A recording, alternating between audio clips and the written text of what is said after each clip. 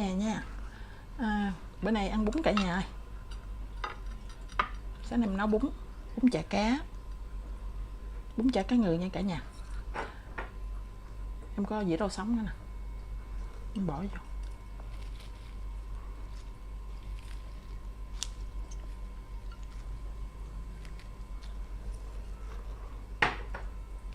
Mời cả nhà nha. Tô ứ hự cả nhà.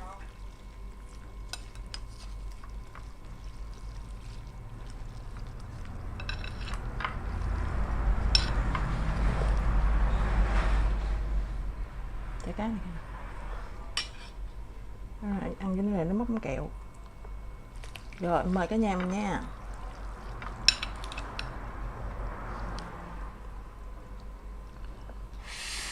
Em mới nấu luôn cả nhà, còn nóng hổi.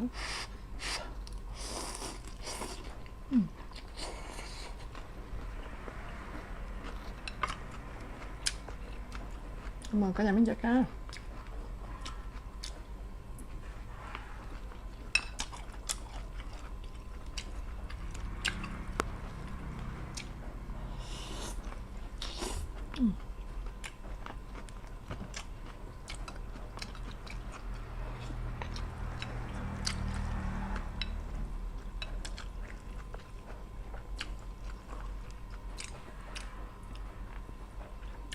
Trứng cá gì nè cả nhà. Em mời cả nhà miếng nha.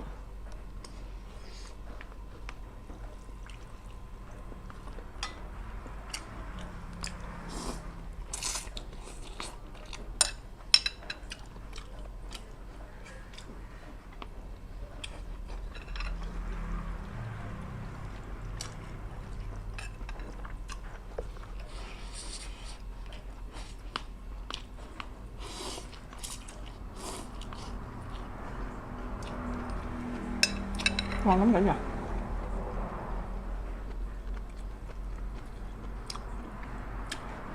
Em mời cả nhà miếng cá.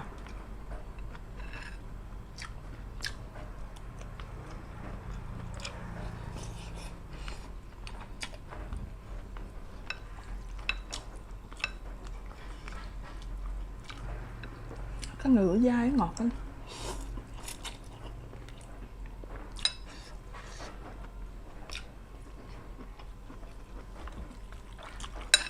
Chá cũng dai không?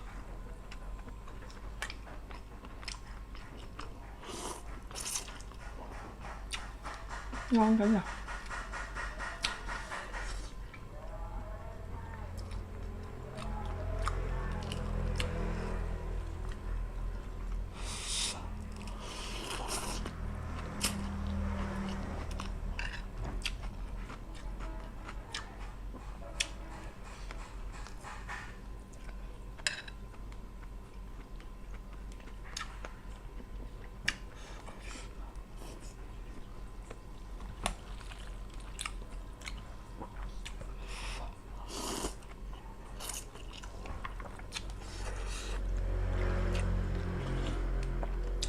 Ngon cả nhà.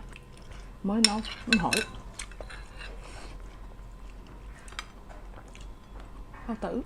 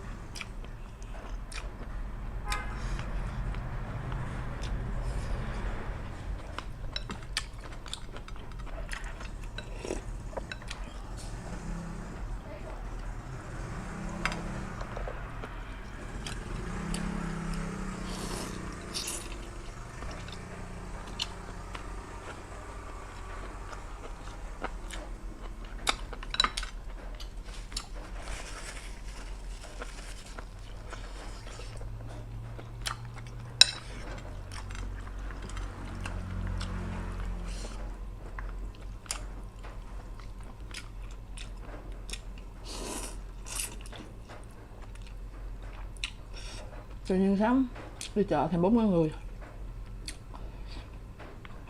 Cái bánh chả cá ngon quá em mua về nấu luôn.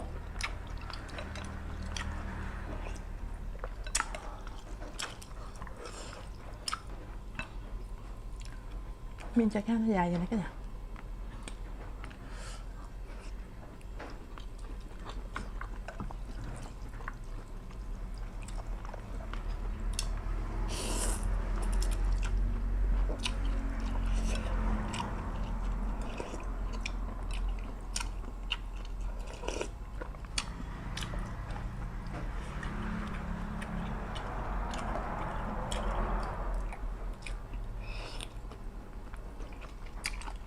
Giòn, con tử giòn cả nhà.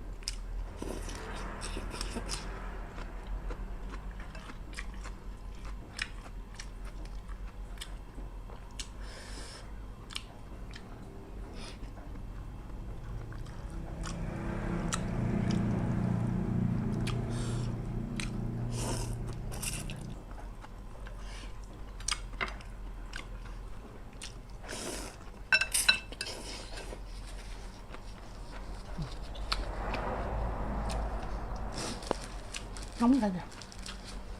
Không, không nóng.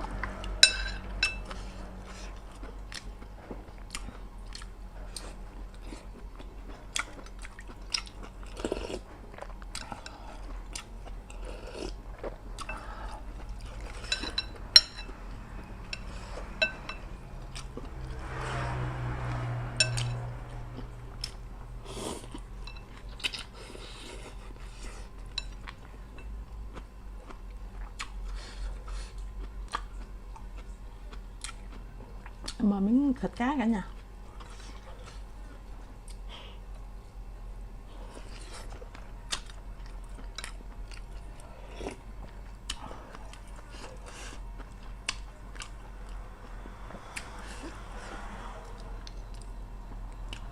Bún chả cá này, bún chả cá ngừ này em nấu với lại cà chua với thơm cả nhà.